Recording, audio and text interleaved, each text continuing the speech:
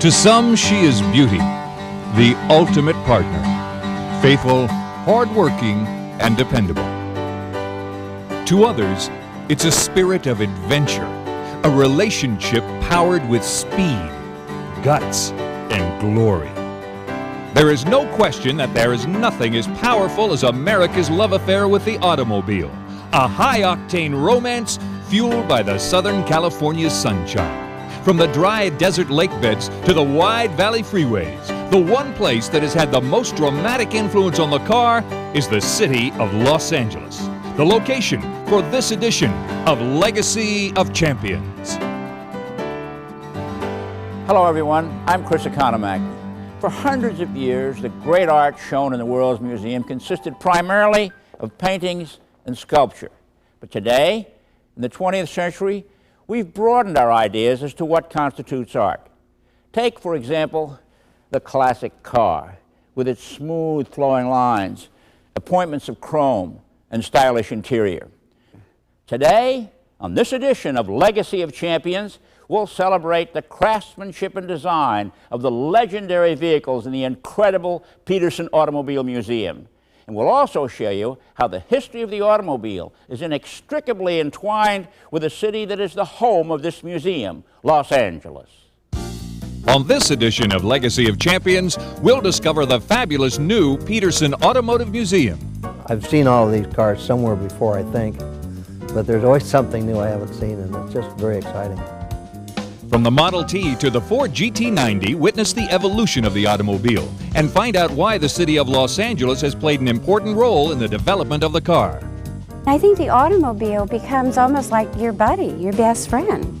It's Hollywood's greatest love affair, stars and their cars. We'll show you how Tinseltown's early celebrities influenced fabulous grand designs. What we're doing in that gallery is showing how Hollywood and the automobile related. Then, we'll look at how the automobile changed our lives, from the garage to drive-ins and the evolution of the freeway. It's like 100 towns in search of a city. Find out why Los Angeles helped influence car racing. This whole idea of racing had suddenly got to me, and there was no turning it off. Carroll Shelby reveals some secrets to his ever-popular car designs. It was a lot of fun, and we didn't even know what we were accomplishing when we did it. And the father of motor trend and hot rod, Bob Peterson, will share the history of the hot rod. Hot rodding in a way went on a long time before, when people had stripped down cars. My dad had one, a stripped down Willys Knight, which doesn't sound very exciting, but that's what they thought was great. Plus muscle cars, classic cars, touring cars, and concept cars, all together for a comprehensive look at Los Angeles and the automobile on this edition of Legacy of Champions, featuring the Peterson Automotive Museum. Here at the Peterson Automobile Museum, visitors get a rare opportunity for a close-up look at the cars that are so much a part of the history of Los Angeles. Today, we'll introduce you to some of the men who have had a long-standing romance with the automobile. But this isn't unique to our generation. It began with the birth of the horseless carriage at the turn of the century. Stay with us as we return with one of the great love affairs of the 20th century, between Los Angeles and the automobile.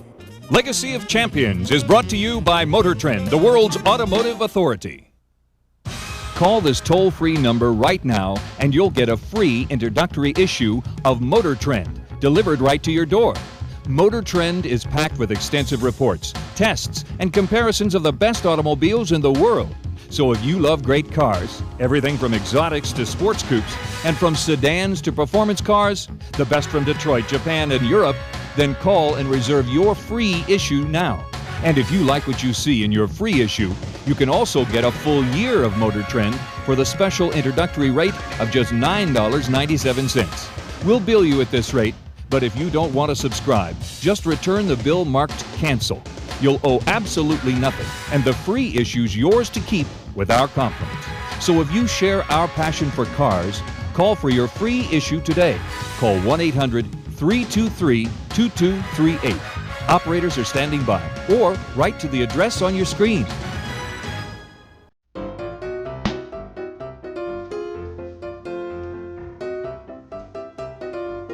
Here in Los Angeles, the only sure way to get from one place to another is in your automobile. There are more cars per capita here than in any other city in the world, so it's only natural that drivers develop a special affection for their vehicles.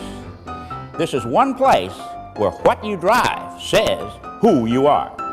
Well, the Automobile Museum originally started as a car show, and I did the first hot rod show in 1948. And when I say I, there were a lot of us did it. But we did it down at the Armory downtown, and that was the first showing that was really ever done of the hot rod cars. And with that as a start, it's just, we've done a lot more shows, and finally it's come to the museum.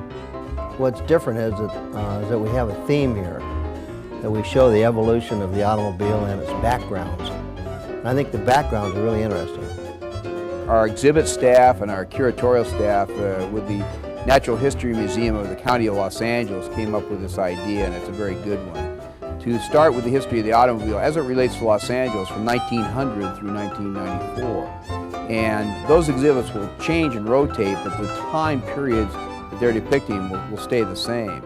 So when you start at the first floor walking through the exhibit, you're walking from the Greer blacksmith shop in downtown Los Angeles through 1994, which is the Mazda, right now the Mazda Design Studio, and everything in between that happened in Los Angeles are related to the automobile. I guess where I first really got started with cars was I have a picture here in my file of when I'm a year old standing up in a 1914, I believe it is, Overland Model 80. Had a bad experience with it when I was very young. I watched my father and what he did to start it, and I knew exactly what to do, and the starter button was too hard for me to push alone, so I got a neighbor boy to put his foot on top of mine. We got it running, and I got it in gear, but the old cone clutch was too much for my little foot, and I ran it off into the garage door. I got a whaling for that, I won't forget. Before I ever became interested in racing, I was just a car fan, and I was infatuated with all cars, especially old ones. I was sort of second generation car. My parents were the ones that were introduced to the automobile, brought up in the horse and buggy era, and made the transfer over to automobiles. And that was tremendously catching. I'm sure that part of my passion for cars came right from their similar feelings. I come over from Europe, and of course all we had was farms, you know, horses, pigs and stuff. Over here we had the great automobile. My brothers immediately took off to start tinkering with the old Model Ts and the early Chevys. And of course, being a little guy, I crawled underneath and did all the dirty work. And I loved it. I thought it was great. My first drive, I was probably 14 or 15 years old, and a friend of mine, John Eicher, who is also a doctor now, we noticed this Model T Ford Roadster on the route. So there was nothing left for us to do but to steal it. So we would steal it in the morning and deliver our paper routes and take it back. And we did that for quite a few times before we finally got caught. Most of these type of cars are in garages all over town. And sadly enough, that's what happens to a lot of them. And there are some fantastic collections. And the collections that you see around here, they come from many people, and it's just made our museum. Well, hopefully by the time you've walked through the first floor, you've gotten a real history of the city of Los Angeles, because that's where we're located. But you've also gotten the history of the automobile, no matter where you were located. From the early Keystone Cops comedies to Laurel and Hardy, Hollywood and its stars have had a close relationship with the automobile. For nothing in movie land connotes success more than a big, fancy car. Cars were a big thing there. The movie stars all had fancy cars. Clark Gable had beautiful Mercedes, which we have here. People had, a little before my time, they were doing the much fancier cars. They were doing the Bentleys. All the movie stars always had a big interest in cars. Well, anybody who's a car enthusiast is going to love to see cars at movies. movies or on TV shows. Unfortunately, a lot of the time you get all fired up and you go down and you have cars that do things that that particular car couldn't do. And they try to make cars talk or fly or do some other things. And the real car people, that kind of, you're ready to walk out of the theater at that point. The really great car movies were the ones where cars are used as a central character. We have the Cars of the Stars gallery, and we have on display there many automobiles that belonged in the past to movie stars in Hollywood. We have the Flintstones car, the first automobile ever, and we have the James Bond 007 car from Goldfinger, the Aston Martin. And what we're doing in that gallery is showing how Hollywood and the automobile related. In the 1920s, trolley cars, and then the automobile was fighting for the space on the street with the trolley cars. At one time there was a horse and buggy, and the trolley cars came along, and that exhibit has Laurel and Hardy in the film Hog Wild from actually 1930 being caught between two trolley cars, and as they're sitting there on the track between the two trolley cars, they get squashed in the middle of those two cars. The exhibit has it about halfway through with their Model T, and that's an exhibit. So there's a little bit of whimsy to it. It's an actual scene from the movie Hog Wild that Laurel and Hardy was in, and you can get that film at your video store and you can see what we're trying to replicate there. Coming up next, a look at the French masters of automotive design.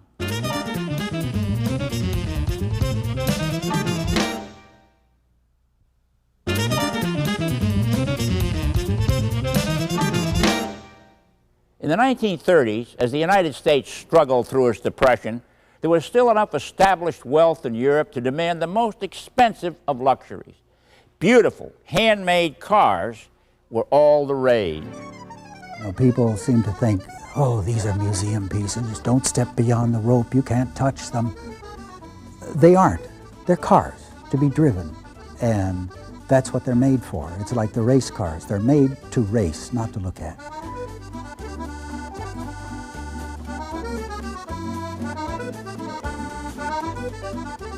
And that Talbot over there were 5 built of the little coupe.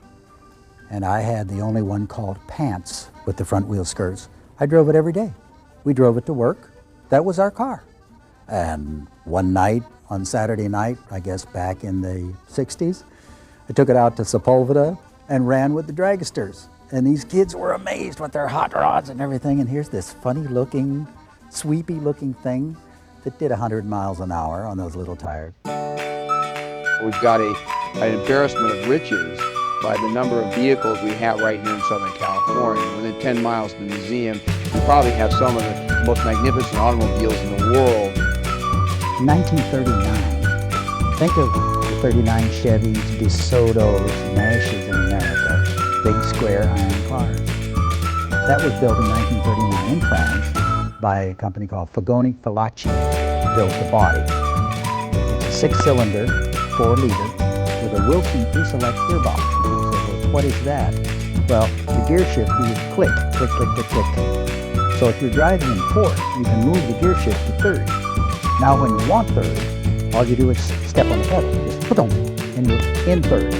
So for competition or sport driving in the mountains, you're not shifting constantly. All you do is just hit the pedal, and you have already pre-selected the gear.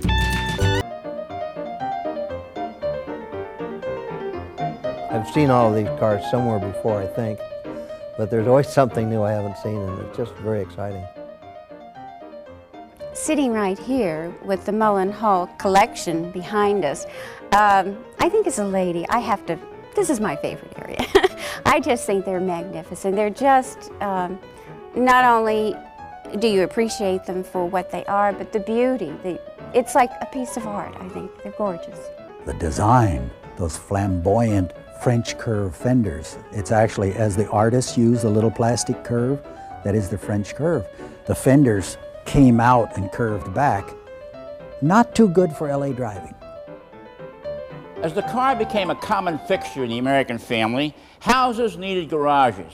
And what better place for the young to gather to show off their wheels and fine-tune their engines.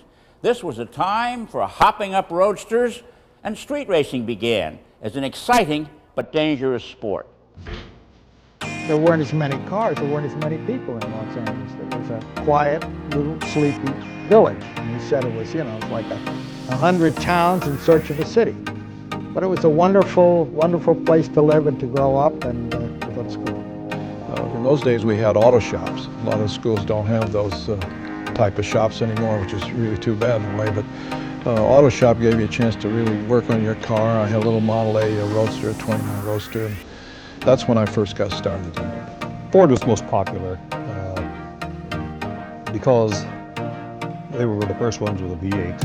The flathead V8, which they brought out in 1932, was the sort of the 55 Chevrolet of its era. One good thing we have here is there's lots of time to work on your car. There's lots of sun, and we thought a great afternoon would be to sit and take our carburetor off. We thought that was wonderful. And the kids in the East didn't get to do that as much. I'm from New York originally, so I appreciate being in California. I think it's the way the people live here, and I think the automobile becomes almost like your buddy, your best friend. I've built a lot of cars over my lifetime. It's sort of like the project car syndrome. You think, well, I'll just do a few modifications, and before you know it, you've got the car totally ripped apart and you're starting from square one. It's sort of a bad habit you just can't get away from. The first freeway in Southern California was the Arroyo Seco Freeway. We used to call it a speedway in those days because that's where we go do a little speeding and get caught quite often. We had a lot of signals, and if you had a car and somebody pulled up alongside you next to you in a car at the signal and you thought you were a little faster, you'd do a little bit of stoplight drag racing. But there were lots of stoplights in those days. I was in on a lot of those drags out on Sepulveda years ago, and there used to be some down in Culver City. There used to be a Piccadilly drive-in down on the south side of town that everybody used to hang out at, and they used to, after the hours became late, they'd go off and close off some streets and have a lot of fun having drag races on public roads. Stay with us, for coming up next, we'll learn how Detroit started producing cars for the hot rod generation.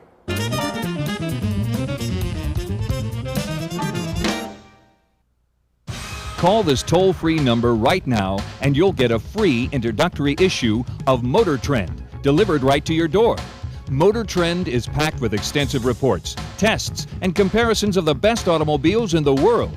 So if you love great cars, everything from exotics to sports coupes, and from sedans to performance cars, the best from Detroit, Japan, and Europe, then call and reserve your free issue now. And if you like what you see in your free issue, you can also get a full year of Motor Trend for the special introductory rate of just $9.97. We'll bill you at this rate, but if you don't want to subscribe, just return the bill marked cancel. You'll owe absolutely nothing, and the free issue's yours to keep with our compliments. So if you share our passion for cars, call for your free issue today. Call 1-800-323-2238. Operators are standing by, or write to the address on your screen.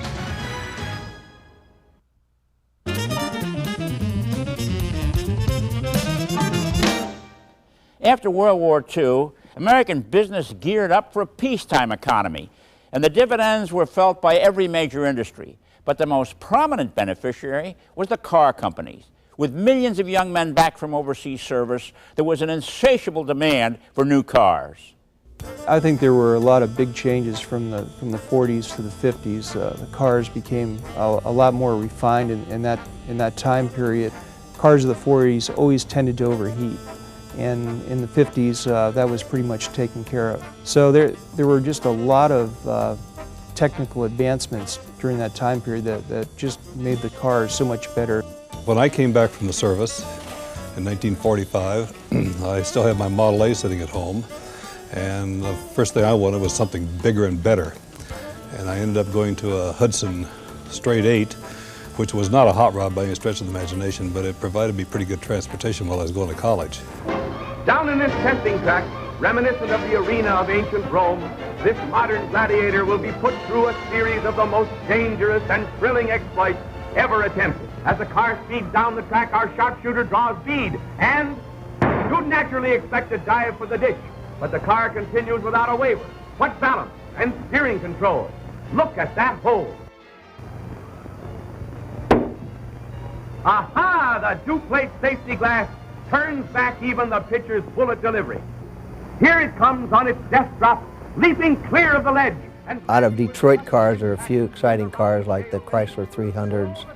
I thought were very exciting. The Hudsons were a pretty exciting car that they used in the racetracks and that were very famous because they were very low slung. We'd call it channel today, but anyway, that's what they were. I think whenever you collect, whether it be cars or paintings, you should collect what you like. And for me, I like things with history. And that's why these cars, they've touched or had something to do with mean a lot to me. The interest in preserving classic cars has been growing since the turn of the century. Today, more than ever, there's a network of antique and classic car collectors who get together regularly to show off their unique vehicles.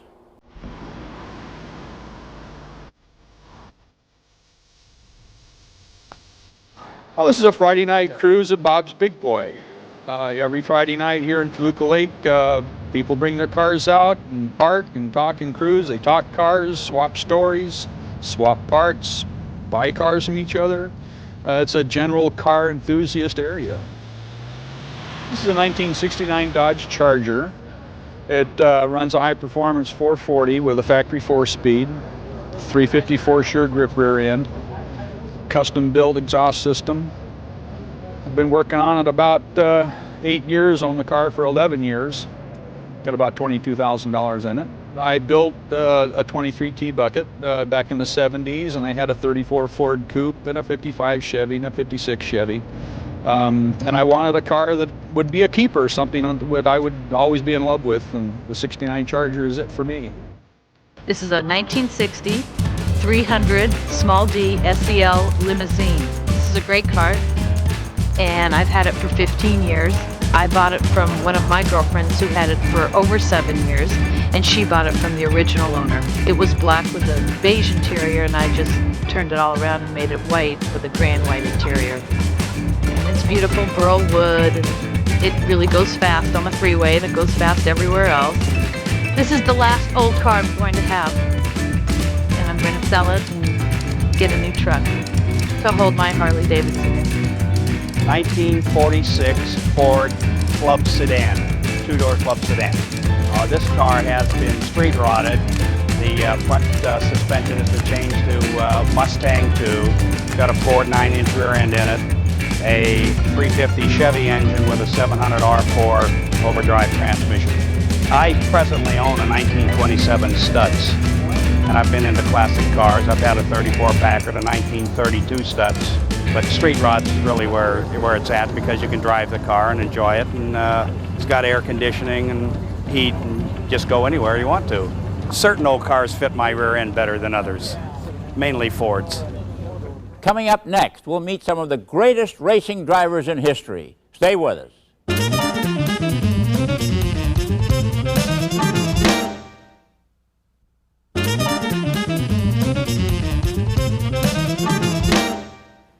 Los Angeles has thousands of miles of paved streets, most wide enough to accommodate all the cars that want to use them.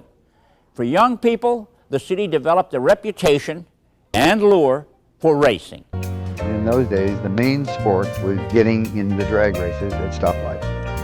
And it was just a huge turn-on, and a tremendous amount of people were involved in it. There was no way that you couldn't go down to Wilshire Boulevard at any time late at night and find plenty of people to drag with. And people used to dump transmissions all over Wilshire Boulevard. Street racing it wasn't legal, but it was accepted, and they used to overwhelm the police by having so many of them.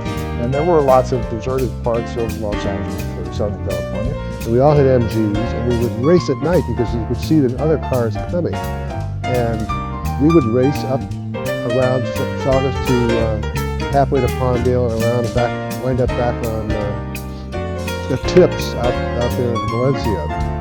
And we had numbers on the side of our cars, and we'd come sliding into the restaurant, and the highway patrol would look at us and wonder what in the world we've been doing. But we never did figure it out. I remember seeing the first drag racing, which was at what is now John Wayne Orange County Airport.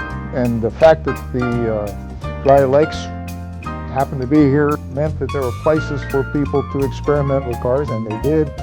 I bought a Model A Roadster with a V8 in it, and we raced it on the dry lakes, on the streams. Went 93 miles an hour at Muroc. That was quite a feat. The Model A and Model T couldn't hardly keep them under control. Like you said, they weaved around like a ship on the high sea once you got above 60 miles an hour. If you turned the Model T too far, it turned back the other way. The steering just went in a circle. It stays center. Drag racing became so popular and so big that you really had to start building cars for them. And I was really a Bonneville guy, and I really loved the salt flats, so we continued to build Bonneville cars. It's a P-38 belly tank, it's the body. And as you can imagine, anything designed for an airplane is aerodynamically pretty perfect. So it was about a 350-gallon tank, so it was fairly large. And we put the engine in the rear and the driver in the front, and it just made a perfect teardrop shape. And it was a very successful car. We had a lot of fun with it. This won the Indianapolis 500 in 1952, and is really the last car of this style. As you can see, it's what we would call a dirt track car, and it could race on the dirt, and it could race, of course, on the pavement, and won the race, and it's the last one.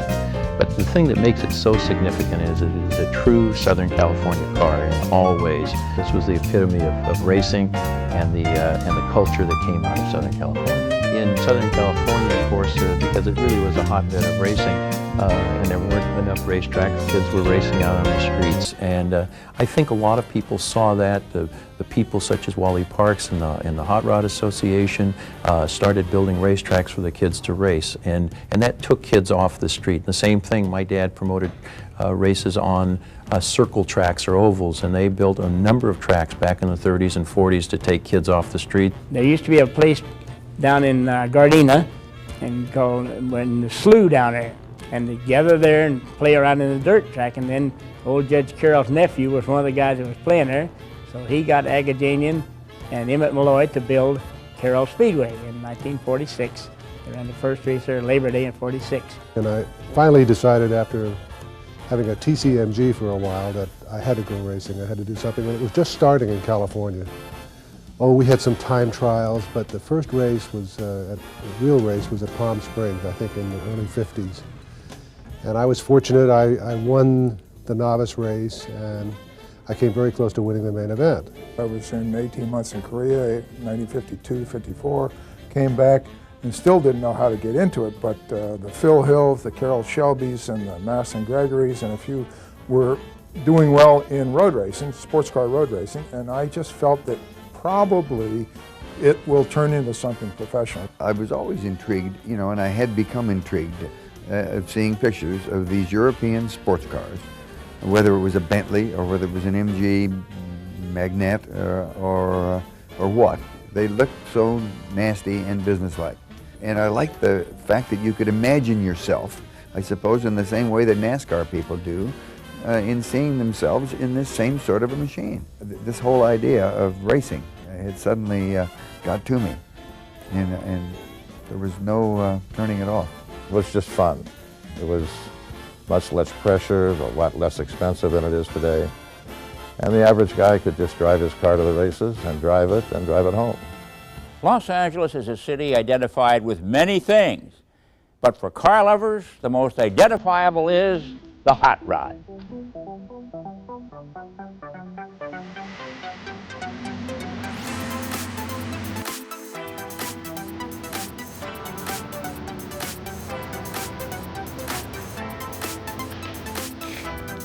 I think the biggest challenge in making a hot rod is to have the car work as well as a production car does. So if you drive a new car today, you get spoiled by how good the brakes are, how good the acceleration is, how quiet they are.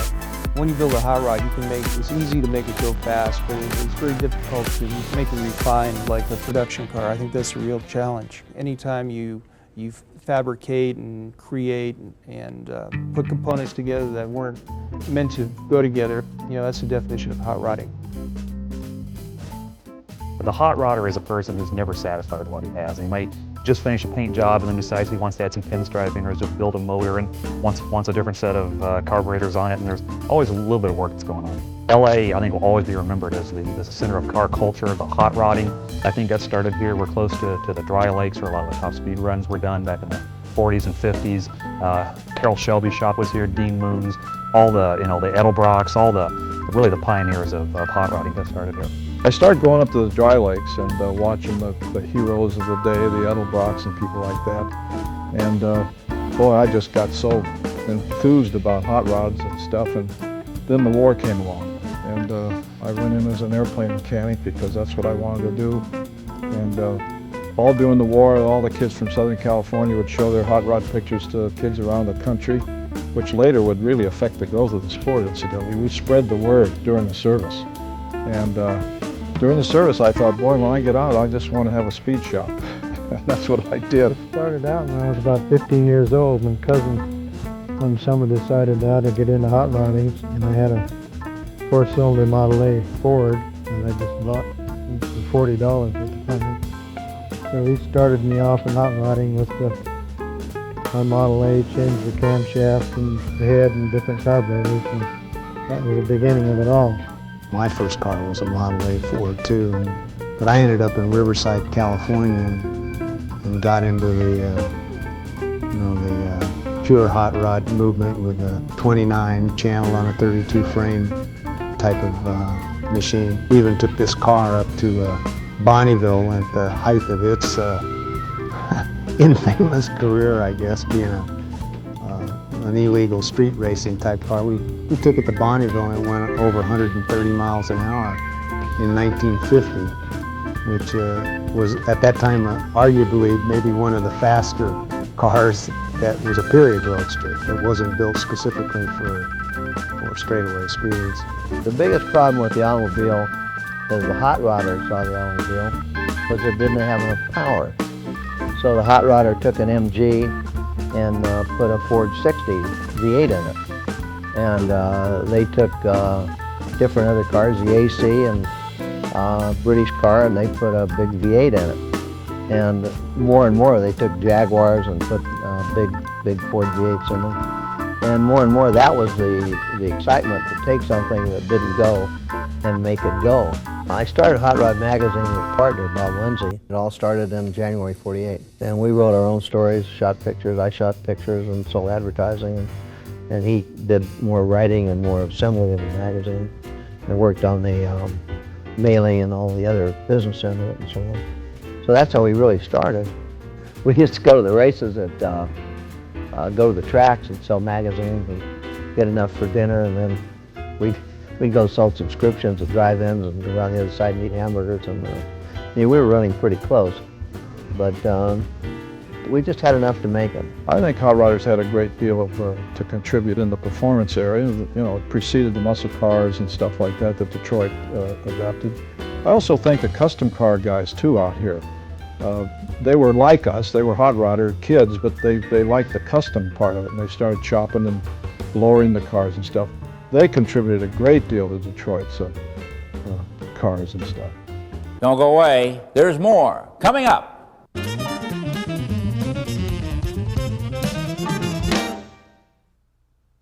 Call this toll-free number right now and you'll get a free introductory issue of Motor Trend delivered right to your door. Motor Trend is packed with extensive reports, tests, and comparisons of the best automobiles in the world. So if you love great cars, everything from exotics to sports coupes, and from sedans to performance cars, the best from Detroit, Japan, and Europe, then call and reserve your free issue now. And if you like what you see in your free issue, you can also get a full year of Motor Trend for the special introductory rate of just $9.97. We'll bill you at this rate, but if you don't want to subscribe, just return the bill marked cancel. You'll owe absolutely nothing, and the free issue's yours to keep with our compliments. So if you share our passion for cars, call for your free issue today. Call 1-800-323-2238. Operators are standing by, or write to the address on your screen. Stay with us for more Legacy of Champions.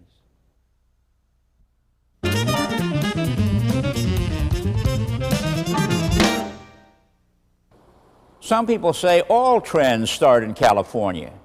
Well, when it came to automobiles, Detroit told its designers to follow Horace Greeley's advice, go west, where the hot rod generation made its mark.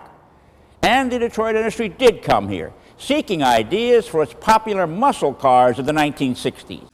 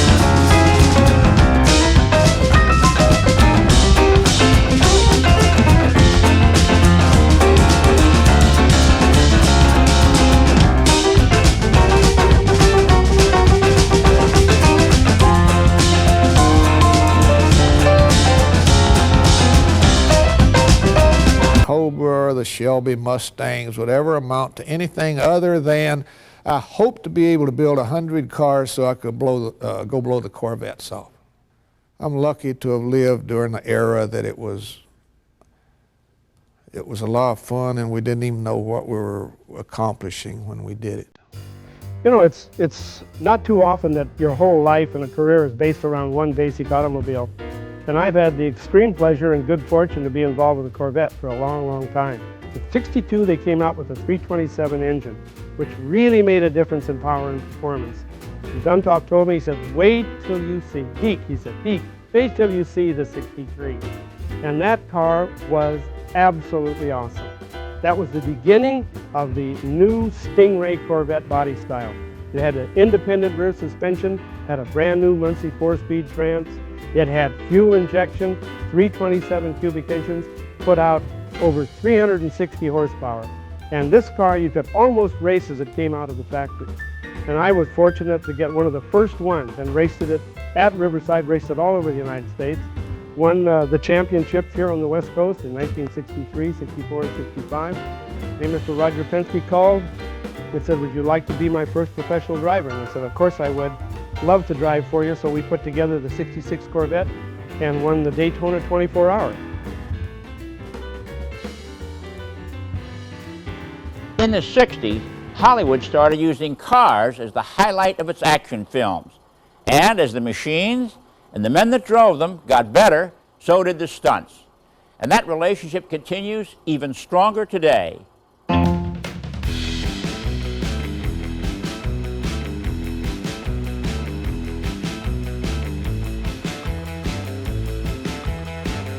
did our first movie. It's called High School Confidential with John Barrymore Jr. And then from there, Running Wild with Keenan Wynn, Mamie Van Dorn with our Wild Looking Mercury. And that kind of steamrolled everything in the 50s with Hot Rod Gang, Hot Rod Girl, Hot Rod Runners. I mean, it was just a whole influx of hot rodding and customizing. The 60s became another big part that really brought in television, because the movies were one thing that you saw on the big screen, but television came into the 60s, and that was boom, from the Munster coach that you see right here, right on into the Batman, the Green Hornet, the Monkees, the Beverly Hillbillies.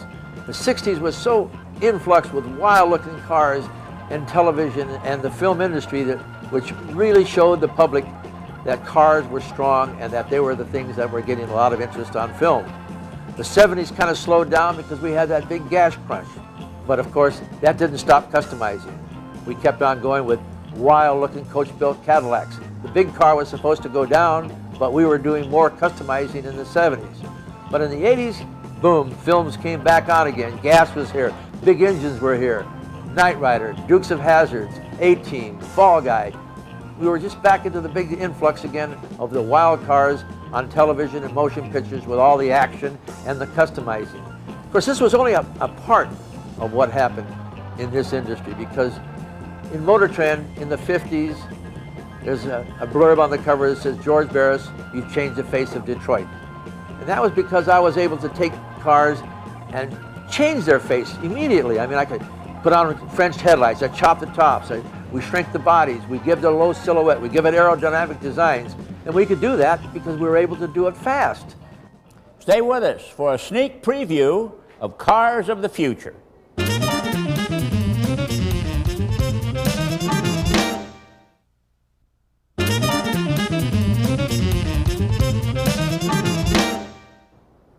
As the first full century of the automobile comes to a close, today's high technology is being used to develop the car of the future.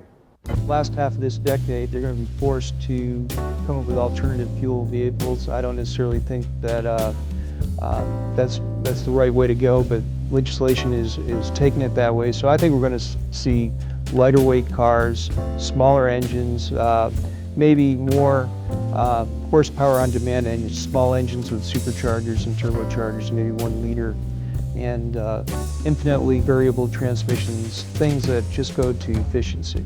You know, there's a lot going on with cars, and actually I firmly believe cars will continue to get better than ever. As much as I love the cars of the 1960s, I've had a whole slew of them. I continue to have a couple old cars. I prefer driving brand new cars, and there's some excellent ones out there because the air conditioning works, they have anti-lock brakes, the safety features are better, the seats are more comfortable, they get good mileage, they're going to start on a hot day or a cold day. And you're going to see more electronic controls, more computerization of the engines, more built-in safety features. We will still continue to have very good performance out of cars, I believe, even though we're going to have increasing emissions regulations. But I truly believe the engineers will continue to give us exciting cars. I think that automobiles have lost a lot of their romance because they've become appliances instead of automobiles. And when you lose that love for the automobile as a device that you enjoy driving for the pure pleasure of driving, then it becomes an appliance and not an automobile.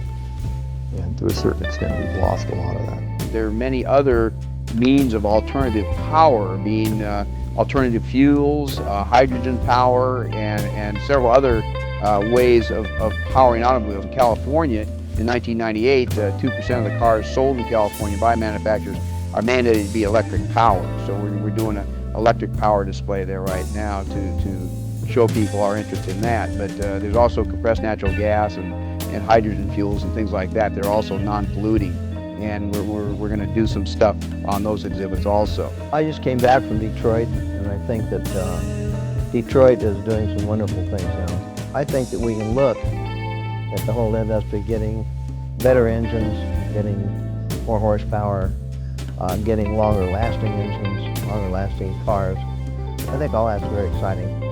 And somehow they're doing it all with a good ecology slant. To watch the technology and the beauty that they're coming out with. You go and look at these cars, and one is more beautiful than the other, one has a better design, and I think they just keep outdoing themselves every year. So I think what's beautiful and good now will It's even going to be better next year. There'll be solar cars sometime. It'll be long after they plant me, because we don't have the technology to soak up enough of the sun to make it efficient. We do have the technology today to build what we call hybrid cars. What the car is going to be for the next 10 years, say starting in 4 or 5 years, is a little gas-powered turbine or internal combustion engine turning an alternator, which turns an electric motor, maybe one little one, 30, 40 horsepower on each wheel. You're going to have fuel cells, you're going to have the storage of hydrogen down within 20 years, that there'll be forms of energy that will make fossil fuel absolutely obsolete within 25 years. Stay with us for more Legacy of Champions. Legacy of Champions was brought to you by Motor Trend, the world's automotive authority. You know, if any city deserves to house what will be the Smithsonian of automotive museums, it is this great city of Los Angeles that has so grown up with and because of the automobile.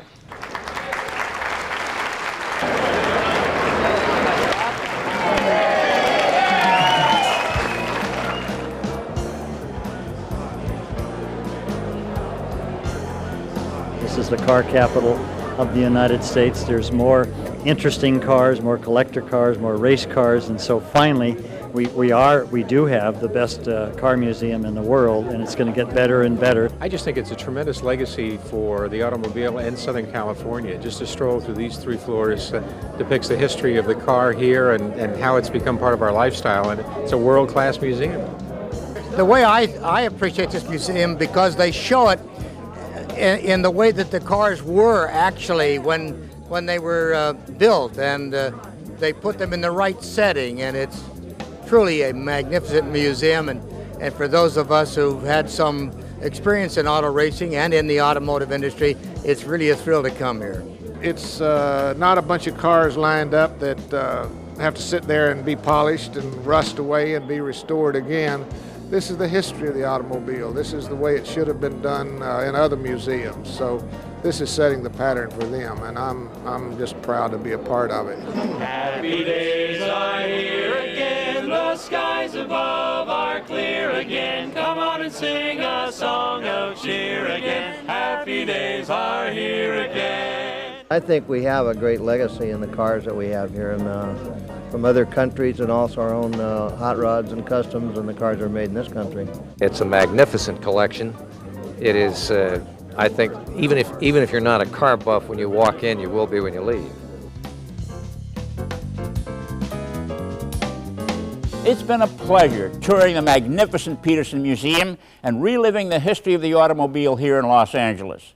Join us next time for another chapter of Legacy of Champions. And I'm Chris Economaki, thanking you for having joined me.